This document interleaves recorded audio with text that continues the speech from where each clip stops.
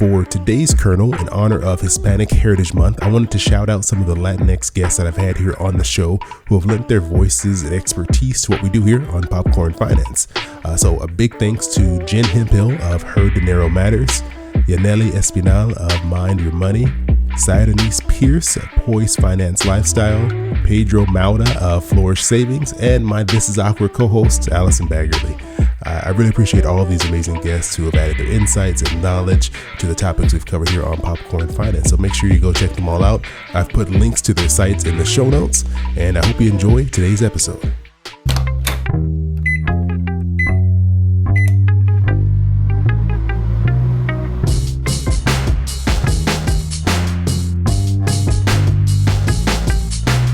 Hey, this is Chris. Hope you're doing well, and welcome to Popcorn Finance, the show where we discuss finance and about the time it takes to make a bag of popcorn. Over the past couple of months, I've been thinking a lot about planning for retirement, and specifically the 401k plan, and all the other plans that are pretty similar, the 403b, the 457 plan, which, as we learned back in episode 203, the birth of the 401k, these plans, they get their names from the section of the IRS code that contains the details and structures that make them plans that we can contribute into.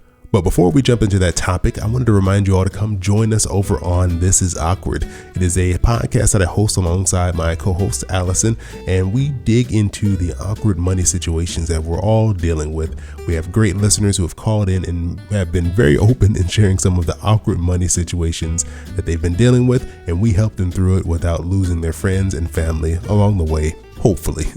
That's our goal. So this week, actually, we have a new episode coming out if you're listening to this episode of Popcorn Finance right when it releases. In this week's episode, we are hearing from a listener who is thinking about taking a gap year from work, but they are very nervous about the fact that they have to talk to their family about this, and they have no idea what their response is going to be. So if you're interested in hearing how we help this listener get through this conversation with their family, come and join us. Look for This Is Awkward in your favorite podcast app, or just check out the link in the show notes. So I know that there's a lot to think about when looking through your retirement plan options, but regardless of the plan you choose, here's the key thing that I want to stress to all of you. You're not going to mess this up. You can successfully save for retirement as long as you stay consistent and keep putting money into those plans, and as long as you keep in mind what we learned from Aaron back in episode 209. It was called Don't Save for Retirement, Invest.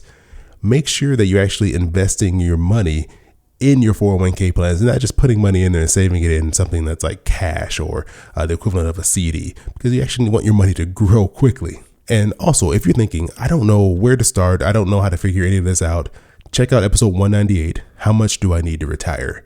In that episode, I walk through a simple breakdown of how you go about figuring out roughly how much you might need to save in order to retire.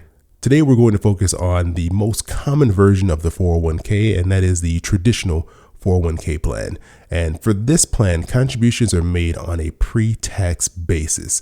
So what this means is that you put money away in this plan before you're actually taxed on it, meaning that you don't pay federal or state income tax on this money. You still have to pay Medicare and Social Security tax, otherwise known as payroll taxes, but federal and state tax is exempt from this money. So for example, say you make $50,000. If you were to put $5,000 away into a 401k plan, the IRS would only consider $45,000 of your money as taxable. And so that $5,000 gets to go into the plan without being subject to any federal or state income tax. And it may allow you to put in a little bit more money than you would normally be able to if you had to also pay tax on that money. Now, the government isn't going to let you just keep this money tax-free forever. They want their money and they're going to get it. So when you take the money out of this plan, so say it's time to retire, you're ready to go live your life and do something else, you're going to pay state and federal income tax, if your state is subject to income tax, on that money when you pull it out. And just to make sure that you do, there's something called a required minimum distribution, sometimes referred to as RMD. And beginning at age 72, you will have to start taking out a minimum amount of money from your plan. And I mean, most people will be living off the money in this 401k, so they're probably already going to have a habit of pulling money out of this plan. But if, for example, you have retirement money coming from other accounts, you may not be pulling from your 401k plan to maintain your living expenses. So in that case, once you hit 72, they're like, nah, you got to start pulling out a set minimum amount from this plan in order for the government to start recouping some of those taxes. And so now let's talk about the restrictions of the 401k plan. And the biggest one right out the gate is there's a minimum age at which you are supposed to start drawing money out of this account, and that is 59 and a half. Now, you can take out money prior to this, but you will be subject to a 10% penalty.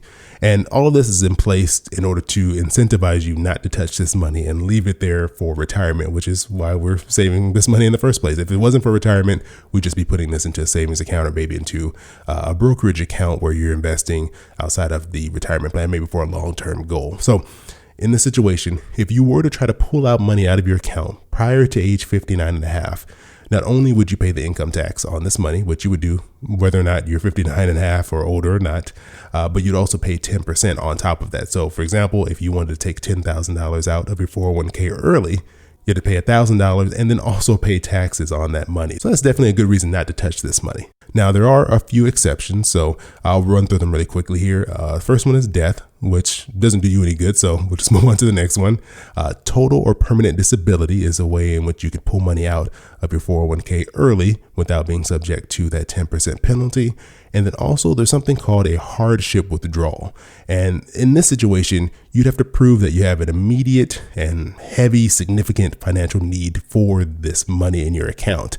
So this could be things such as medical care, tuition expenses, buying your first home, avoiding foreclosure or eviction, and even funeral expenses.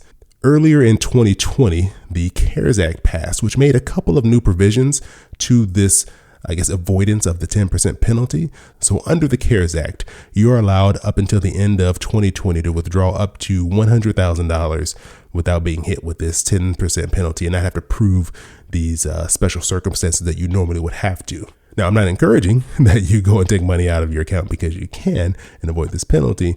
But if you are in need and you're backed into a tough spot, this is a provision that was put in place to help people cover this period of time where a lot of people have been out of work or had significant decreases in their income. So that is a quick breakdown of what the 401k plan is, how it works, some of the pieces and components and rules you might have to follow within your 401k plan. Next week, we'll be taking a look at the traditional 401k versus the Roth 401k. So if you have any questions, feel free to send them over. I've already gotten some great questions already, but if you have any additional ones or anything specific that you'd like to know about during this discussion, let me know. So as always, I appreciate you all joining me here for another bag of popcorn. Hope you have an amazing rest of your week, and make sure if you haven't already done so, get out there and vote.